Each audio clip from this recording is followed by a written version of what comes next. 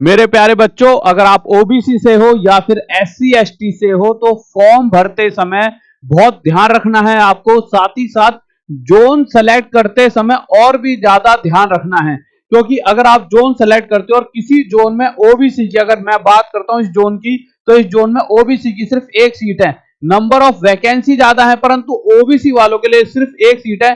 तो इस तरह के केस में आप जोन सेलेक्ट भी कर लोगे पर जहां पर एक सीट है वहां पर आपका कुछ भी नहीं बनेगा, बहुत तगड़ा कंपटीशन होगा, जनरल वालों से भी ज्यादा कट ऑफ चले जाएगी। ऐसे बहुत सारे जोन है, मैं अभी सबके बारे में आपको बता दूंगा, शायद आपने ना देखे हो, मैंने सारे देख लिया। परंतु उससे पहले और भी जरूरी चीजें जो फॉर्म भरते समय बच्चा गड़बड़ कर रहा है, जैसे कि अगर आप ओबीसी का फॉर्म जैसे फॉर्म भर रहे हो, तो मैंने जैसे खुद भी देखा, तो ओबीसी भरते समय दो पॉइंट आएंगे, एक आता है मेरे भाई नॉन क्रीमी लेयर और एक आता है क्रीमी लेयर, एक आता है मेरे भाई एनसीएल नॉन क्रीमी लेयर और एक आता है क्रीमी लेयर। अब होता क्या है कि आपको हमेशा नॉन क्रीमी लेयर ही चुनना है। अब आप कहोगे सर हमें क्या पता कि हम एनसीएल में आते हैं, सीएल में आते हैं, क्रीमी लेयर में या नॉन क्रीमी लेयर में। 99% बच्चा इसी में आता है। अब अगर गलती से आपने ये ना चुनकर ये चुन लिया क्रीमी लेयर, तो आपको वो जनरल में काउंट करेंगे, यानी आपकी कट ऑफ ओबीसी वाली नहीं मानी जाएगी, आपकी जनरल वाली कट ऑफ मानी जाएगी और उसके हिसाब से ही आपका सिलेक्शन होना और ना होना डिपेंड करेगा। तो आपको क्या सेलेक्ट करना है? Non creamy layer. अब दिक्कत आती है, बच्चा कहता है कि सर जो मेरा ओबीसी का सर्टिफिकेट है, जो मेरा ओबीसी का सर्टिफिकेट है सर वो कहां का होना चाहिए? तो बच्चे ओबीसी का सर्टिफिकेट सेंट्रल का होना चाहिए, क्योंकि ये सेंट्रल वैकेंसी है ना कि स्टेट की। बच्चे कहेंगे सर स्टेट और सेंट्रल में क्या अंतर है?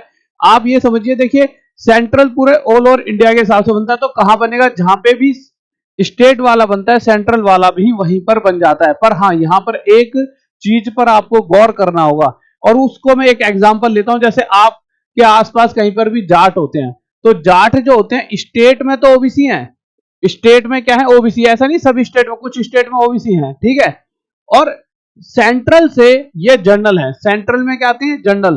तो जो बंदा सेंट्रल में जनरल आता है तो उसे जनरल ही काउंट करेंगे, जनरल कैटेगरी में यूआर में काउंट करेंगे, ना कि ओबीसी में, क्योंकि ये स्टेट में ओबीसी है और ये वैकेंसी किसकी है?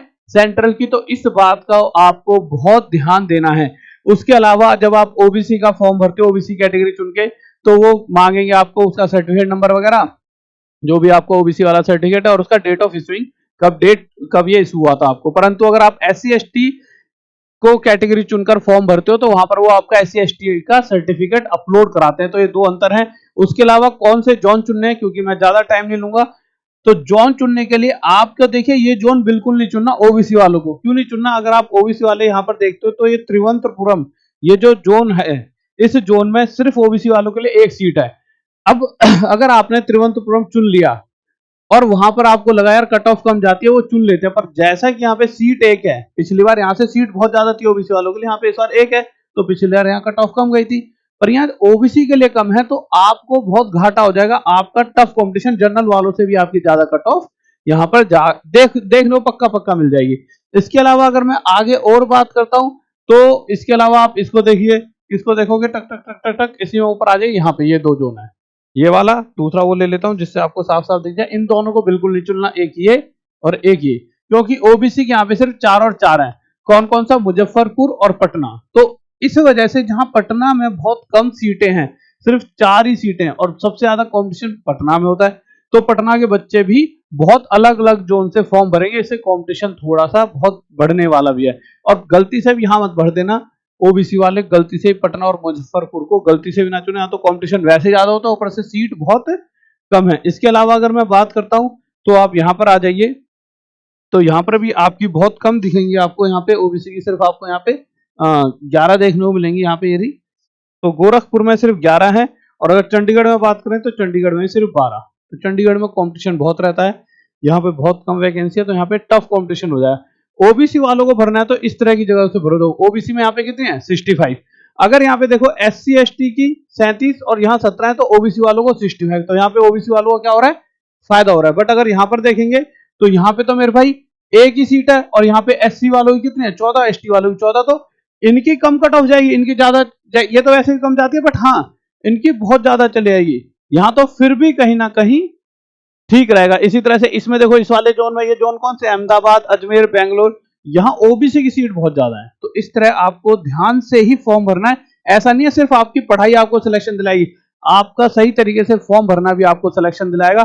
और आप देखिए, आप यूट्यूब पर जो चीजें टाइम दे रहे हो मुझे और आपने सारी चीजें देखी, तो जो मैंने और आपने यहीं से मेहनत करनी शुरू कर दी ना, यही हमारे को औरों से बेहतर बनाएगा।